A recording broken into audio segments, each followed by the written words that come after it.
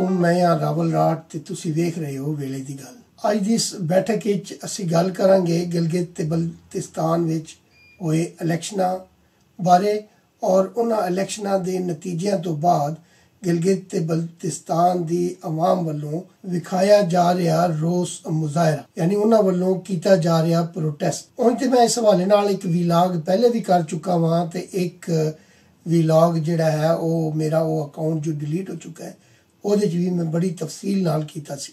साडे मोहतरम जरनैल समझते ने कि जो गेम उन्होंने 2018 ਦੇ इलैक्शनां विच पाकिस्तान ਦੇ सैटल एरिया च खेडी सी ਉਹ गेम ਉਹ बड़ी आसानी नाल गिलगित ते बल्तिस्तान विच भी खेड के अपनी मनमर्जी कर लैणगे। पर वो ये नहीं सन जानते कि गिलगित बल्तिस्तान एक मुतनाज़ा एरिया है ते उत्थों दी अवाम जे इस दे खिलाफ प्रोटेस्ट करेगी तो उस दी बुनियाद ते दुनिया साडे उत्ते उंगलां उठा सकती है। खासकर इंडिया इस केस नूं उछाल के साडे खिलाफ एक भरपूर किस्म दा एविडेंस दुनिया दे सामने लिया सकती है। असी कश्मीरियां नूं पहले किहड़े हकूक दिते हुए ने वो मेरा ख्याल जांदा है कि सारी दुनिया जानती है। अकवामे मुतहदा दियां करारदादां दा उंज ते असी बड़ा प्रोपगंडा करदे हां, लेकिन कदी उन्हां बारे ऐ नहीं जानकारी दिती, यानी असी अपने जेरे कब्जा कश्मीरी इलाके विच मौजूद लोकां नूं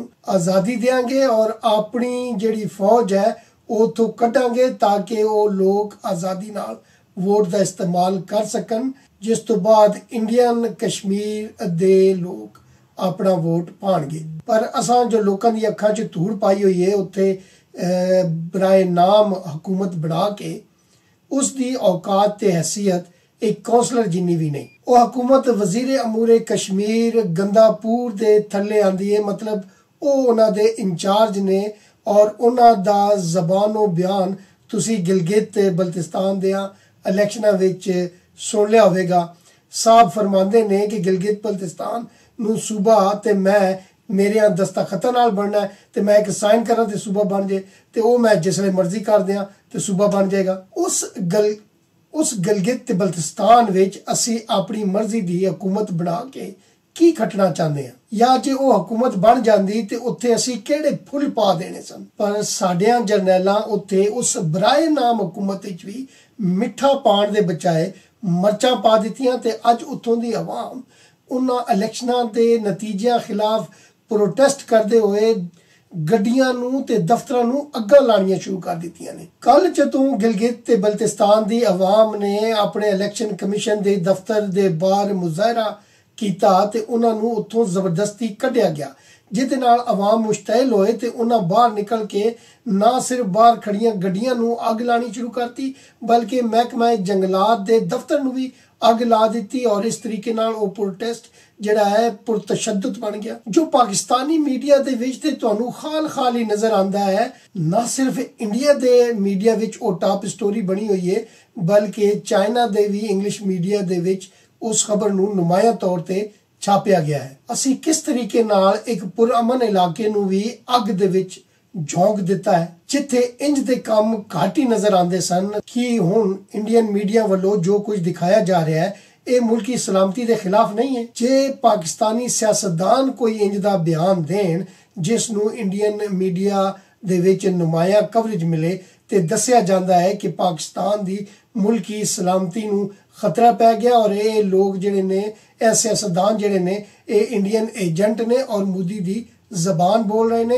अज जो कुछ भी असी गिलगित बल्तिस्तान दे इलैक्शनां विच कीता है और उहदे अगेंस्ट गिलगित बल्तिस्तान दी आवाम सड़कों ते निकल के आई है और यह सारा कुछ जो इंडियन मीडिया विच दिखाया जा रहा है कि यह मुल्की सलामती नाल खिलवाड़ नहीं। तो यह गेम करने वाले कौन सन?